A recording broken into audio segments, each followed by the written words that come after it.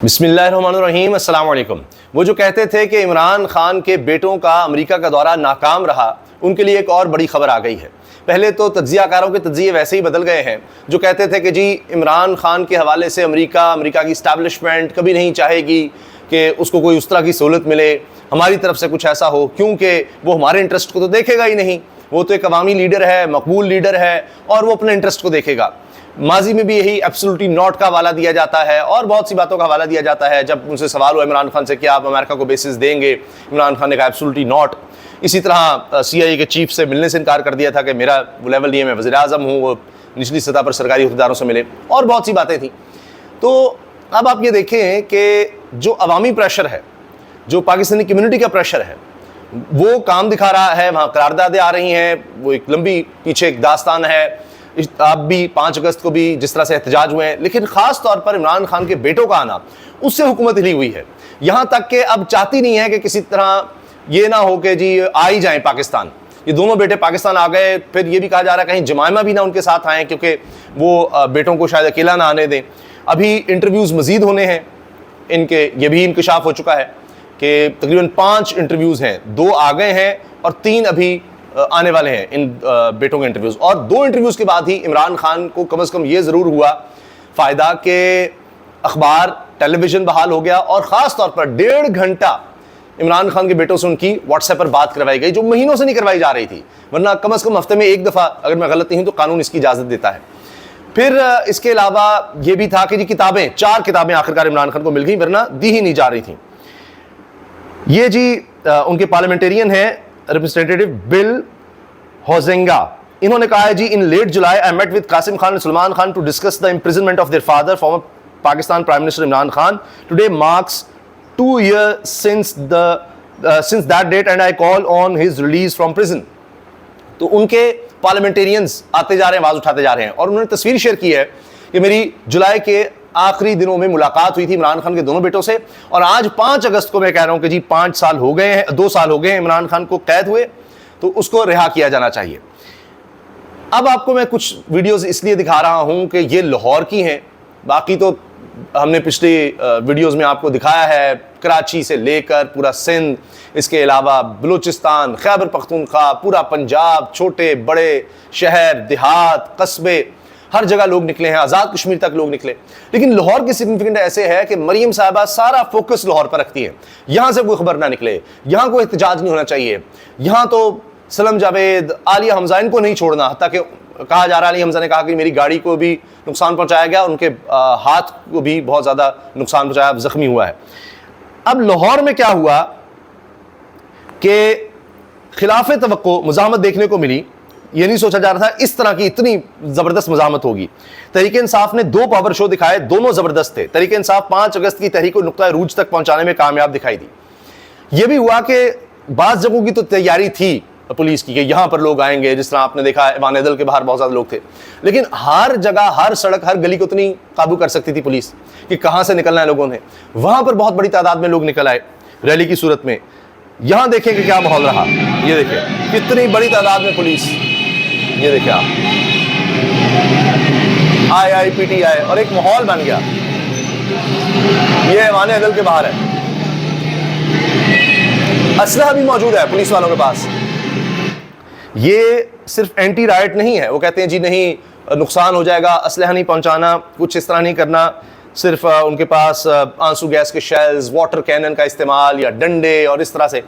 लेकिन असलहे वाली पुलिस भी वहां पर मौजूद थी, मगर फिर भी लोग आए हैं। इसी तरह से लाहौर के कुछ और मनाजिर हैं जिसमें नज़र आ रहा है कि लाहौर की क़यादत, पूरे पंजाब की क़यादत ने कमाल किया है। इसमें तहरीक इंसाफ कह रही है कि जी सदर PTI लाहौर शेख इम्तियाज़ और यासिर गिलानी की क़यादत में लाहौर तंजीम की जानिब से लाहौर में निकाली गई एहतजाजी रैलियाँ और डर खौफ के बुत तोड़ दिए। ये नहीं हुकूमत का ख्याल था कि इस तरह से लोग निकलेंगे। ये वीडियोज़ भी शेयर की गई हैं,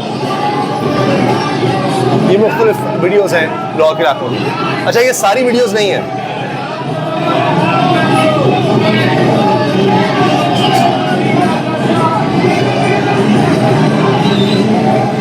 ये कहा जाए रिहा करो इमरान खान को रिहा करो। जितनी भी लाहौर में रैलीज निकली हैं सारी नहीं है, मुकम्मल नहीं है, सिर्फ उनकी कुछ झलक है। अब आ जाइए आगे की प्लानिंग क्या है, वो भी बड़ी ज़बरदस्त है।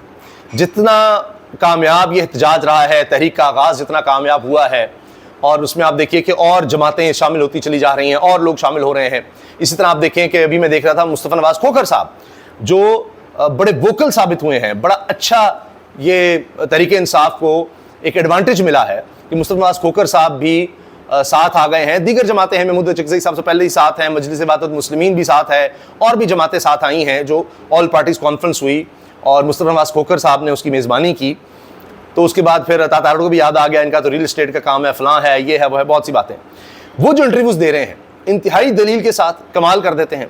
अभी एजाज सैयद साहब को इंटरव्यू देते हुए उन्होंने कहा कि जब बात हुई कि इमरान खान ने भी पीपल्स पार्टी और नून लीग को बड़ा नुकसान पहुंचाया, जब उन्होंने चार्टर ऑफ डेमोक्रेसी किया था तो इमरान खान साहब आ गए, उन्होंने एस्टैब्लिशमेंट के साथ गठजोड़ कर लिया। तो इस पर मुस्तफ़ा नवाज़ खोखर साहब ने कहा कि देखिए, charter of democracy Imran Khan ने नहीं किया था, पीपल्स पार्टी और नून लीग ने किया था, खिलाफ वर्जी तो उन्होंने की है, तो उनको आप बरीज़िमा नहीं कर सकते। इसी तरह अभी एक ताज़ा टेलीविजन प्रोग्राम में मुस्तफ़ा नवाज़ खोखर साहब कहते हैं कि इमरान खान की मकबूलियत कम नहीं हो रही, उसकी मकबूलियत बढ़ रही है, दिन ब दिन ज़्यादा बढ़ेगी, और पहले तो 2 तिहाई अक्सरियत उनको मिली थी, अब 3/4 मिल जाएगी जब भी इलेक्शंस होंगे। बल्कि उन्होंने कहा है शाहजेब खानजादा के शो में कि आज इलेक्शंस करवा लें, अभी इलेक्शंस करवा लें, 3/4 अक्सरियत इमरान खान को मिल जाएगी।